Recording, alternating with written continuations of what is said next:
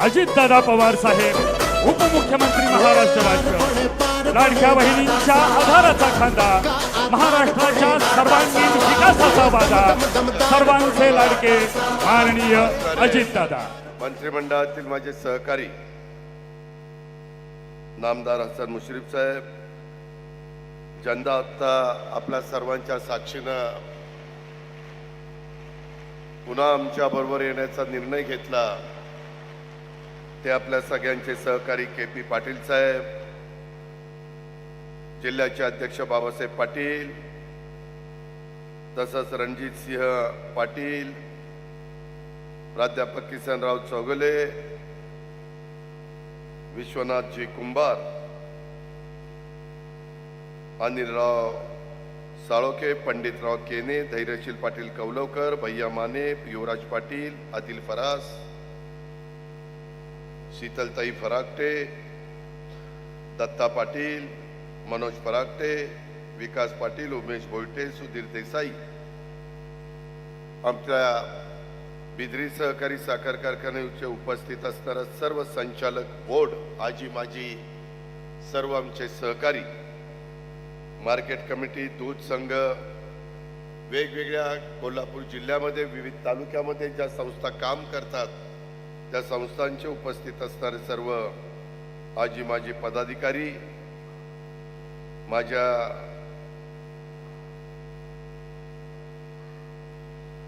राधानगरी, बुदरगड, त्या वेगवेगळ्या परिसरातून आलेले, पंचकृषीतून आलेले सगळे के.पी. पाटलांच्या जीवाभावाचे सगळे सहकारी, पत्रकार मित्र, बंधू भगिनींनो, माझ्या तरुण मित्रांनो, आज कागल, राधानगरी, बुदरगड तालुक्याचं प्रवेशद्वार म्हणून ओळखलं जाणाऱ्या ज्या गावाची ओळख आहे त्या मुदाळ तिट्ट्यातल्या क्रांतिकारी भूमीवर राष्ट्रवादी काँग्रेस पक्षाचे ज्येष्ठ नेते, माजी आमदार सन्माननीय के.पी. पाटील साहेब आणि त्यांच्या असंख्य सहकाऱ्यांचा, कार्यकर्त्यांचा पुनर्प्रवेशाचा कार्यक्रम इथं होतोय. मी पहिल्यांदाच के.पी. पाटील साहेबांचं आणि त्यांच्या सहकाऱ्यांचं, कार्यकर्त्यांचं मनापासून स्वागत करतो, मनापासून अभिनंदन करतो. त्या सर्वांना त्यांच्या पुढील राजकीय, सामाजिक कारकिर्दीच्या करता खूप खूप शुभेच्छा देखील देतो. तसं बघितलं तर कोल्हापूरच्या ग्रामीण राजकारणाची खडानखडा माहिती असणार आणि गेले 4-5 दशकं कोल्हापूरच्या राजकारणातला, आधी सुरुवातीला राष्ट्रवादी नव्हती, त्यावेळेस काँग्रेस, 10 जून 1999ला राष्ट्रवादीची स्थापना झाल्यानंतर राष्ट्रवादी काँग्रेस म्हणून ज्या व्यक्तीचा चेहरा ओळखला जायचा ती व्यक्ती म्हणजे के.पी. पाटील साहेब. आणि फार कमी लोक आता कोल्हापूरमध्ये अशी आहे की त्यांना ह्या जिल्ह्याची बारकाईनं खडानखडा माहिती आहे. राजकीय जीवनामध्ये चढ उतार येत असतात.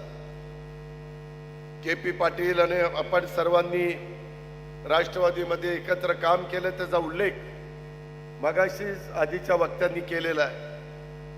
कधी कधी अशी राजकीय परिस्थिती अनेकांच्यावर येत असते की नाईलाजाने वेगळा मार्ग त्या ठिकाणी शोधावा लागतो.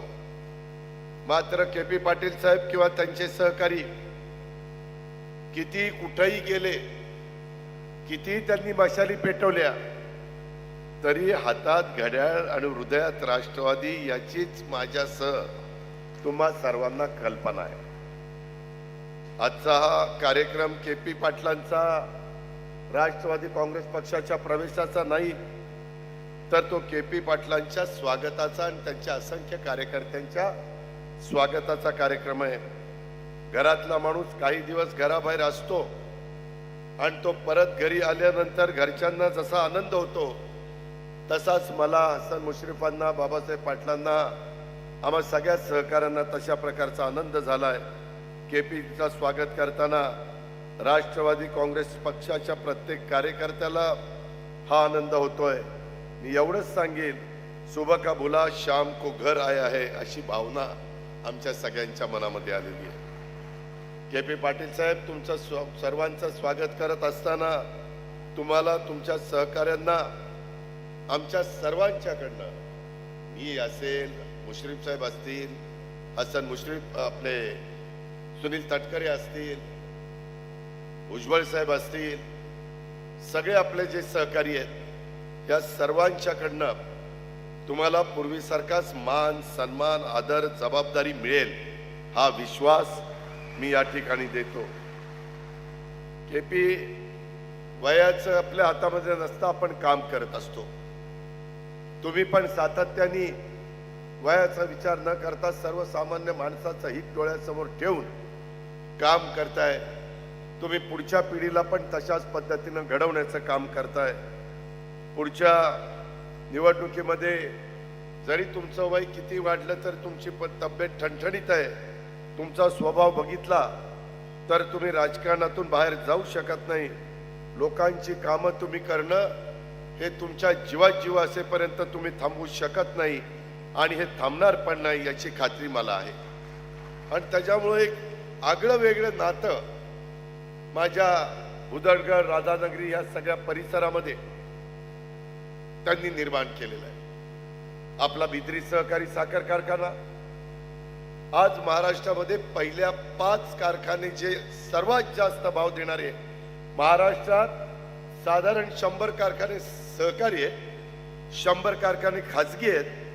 200 कारखान्यामध्ये जर पहिल्या 5 सर्वात जास्त भाव देणारे कुठले कारखाने आहेत तर त्याच्यामध्ये बिद्री सहकारी साखर कारखान्याचा नंबर लागतो. हे येड्यागाबळ्याचं काम नाही. अनेक तालुक्याचं कार्यक्षेत्र आहे, प्रचंड मोठ्या प्रमाणावर सभासद आहे, या कारखान्याचे मालक आहेत. आज या कारखान्याची आजपर्यंत अनेकांनी नेतृत्व केलेलं आहे. परंतु ज्या पद्धतीनं आमचे के.पी. पाटील साहेब किंवा एकंदरीत हसन मुश्रीफ साहेब हा आमचा राष्ट्रवादीचा चेहरा आहे. कोल्हापूरमध्ये काम करत असताना जातीचा, पातीचा, नात्याचा, गोत्याचा विचार न करता राजर्षी शाहू महाराजांनी, बाबासाहेब आंबेडकरांनी, डॉक्टर बाबासाहेब आंबेडकरांनी, महात्मा ज्योतिराव फुल्यांनी, युगपुरुष छत्रपती शिवाजी महाराजांनी यांनी जो आदर्श तुमच्या माझ्या समोर निर्माण केलेला आहे, समतेचा विचार जो मांडलेला आहे, कधी कुठल्याही भागाला पुढे न्यायचं म्हटलं तर जात पात धर्म भेदभाव करून चालत नाही. सगळ्यांना एकत्र घेऊन, जसं हिंदवी स्वराज्याची स्थापना करत असताना 18 पगड 12 बलुतेदारांना बरोबर घेऊन महाराजांनी हिंदवी स्वराज्याची स्थापना केली, त्याच रस्त्याने आपल्याला पुढे जावं लागणार आहे. त्याच्याशिवाय आपल्याला पर्याय नाही. युगपुरुष छत्रपती शिवाजी महाराजांच्या आपल्या पदस्पर्शाने पावन झालेला महाराष्ट्राचा हा परिसर आहे. त्या पद्धतीने आधुनिक महाराष्ट्राचे शिल्पकार म्हणून स्वर्गीय यशवंतराव चव्हाण साहेबांचा उल्लेख होतो. त्या स्वर्गीय यशवंतराव चव्हाण साहेबांनी सुसंस्कृत महाराष्ट्रामध्ये राजकारण कसं करायचं हे आपल्याला सगळ्यांना शिकवलेलं आहे. आणि त्या रस्त्याने राष्ट्रवादीला आम्ही पुढे नेण्याचा प्रयत्न करतोय. माझं आपल्याला सगळ्यांना सांगणं आहे की आज उदरगड, राधानगरी तालुक्याला के.पी. पाटलांच्या सारख्या नेत्याची गरज आहे. माझं आपल्याला फक्त एवढंच सांगणं आहे, जेव्हा आपण आपापसामध्ये भांडत असतो तेव्हा आपलंही नुकसान करून घेतो, पक्षाचंही नुकसान करून घेतो, बाहेरच्यांना त्याचा फायदा होतो. नेते एकजूट असतील तर कार्यकर्त्यांना बळ मिळतं, त्यांचा विश्वास वाढतो आणि त्यातून पक्ष वाढतो. हे सगळ्यांनी लक्षात घेतलं पाहिजे. आता त्याचा थोडासा ओझरता उल्लेख हसन मुश्रीफ साहेबांनी केला. मी त्याच्या जास्त खोलात जाऊ इच्छित नाही. पण मित्रांनो, आम्ही सगळेजण काम करत असताना माझ्या शेतकरी बांधवांनो, आम्ही सगळेजण संस्था चांगल्या चालवतो. तुम्ही बघा, आज सद्गुरू बाळू मामा प्रसारक मंडळ, शिक्षण प्रसारक मंडळ आज के.पी. पाटलांनी काढलंय. उत्तम पद्धतीनं चाललंय. प्राथमिक शाळा चांगली आहे, हायस्कूल चांगलं चाललंय, ज्युनियर कॉलेज चांगलं चाललंय, ITI चांगलं चाललंय, पॉलिटेक्निक चांगलं चाललंय, GE आणि NET नीट या पद्धतीनं तिथेही चांगल्या प्रकारचं ज्ञान देण्याचं काम केलं जातं. 5,000 मुलं मुली आज या परिसरातली त्या सद्गुरू बाळूमामा शिक्षण प्रसारक मंडळाचा फायदा घेत आहे. नेतृत्व चांगलं असेल तर संस्था चांगल्या चालतात. नेतृत्व योग्य नसेल तर संस्था रस्ता तळाला जातात. मी काही उदाहरण घेतो, मला कुणावर टीका करायची नाही, पण भोगावती कारखान्याची काय अवस्था आज, कुंभिका सारीची काय अवस्था आहे, हमीदवाड्याची काय अवस्था आहे, गडिंग्लज सहकारीची काय अवस्था आहे, आजऱ्याची काय अवस्था आहे. त्याच भागातला कोल्हापूरचा शेतकरी ऊस पिकवण्याची पद्धत सारखी, जमिनीचा पोत सारखा, रिकव्हरी महाराष्ट्रात सगळ्यात जास्त, पाण्याची परिस्थिती चांगली, शेतकरी चहूबाजूनी बहादर शेतकरी आहे. तो मेहनत घेतोय, कष्ट करतोय, राबतोय. पण जर तिथलं नेतृत्व योग्य नसेल तर काय संस्थांची अवस्था होती याचा उल्लेख मी आपल्या सगळ्यांच्या समोर केला. मला त्यांच्यावर टीका करायची नाही, मी स्पष्ट बोलणारा कार्यकर्ता आहे. उद्याच्याला त्यांना अडचणीत बाहेर काढण्याच्या करता सरकारकडे आले तर आम्हीच त्यांना मदत करणार, त्याही बद्दल दुमत नाही. पण आर्थिक नियोजन असलं पाहिजे. आज कित्येक कारखान्यामध्ये तुमच्या जिल्ह्यामध्ये पगार होत नाही, 8-8, 6-6, 5-5 महिन्याचे. भाव चांगले दिले जात नाही. मित्रांनो, पगाराची मारामार ही परिस्थिती आहे. आणि त्याच्यामुळं तुम्ही बघा, KP पाटील हे साहेबांच्या तालमीत, मुश्रीफांच्या तालमीत, माझा त्यांचा अनेक वर्ष संबंध आहे, ज्याचा उल्लेख मगाशी आमच्या रणजितसिंह पाटलांनी केला. त्याच्यामुळं त्यांची शिक्षण संस्था उत्तम चाललेली आहे. त्याच्यामध्ये हुतात्मा स्वामी वारके सहकारी सूतगिरणी. शेतकरी बांधवांनो, राज्यात मी फिरतो, जवळपास सगळ्या सूतगिरण्या अडचणीत आहेत. 5 सूतगिरण्या फायद्यामध्ये असतील महाराष्ट्रात, त्याच्यात तुमची हुतात्मा स्वामी वारके सहकारी सूतगिरणी आहे. डिपॉझिट ठेवलंय, ठेव.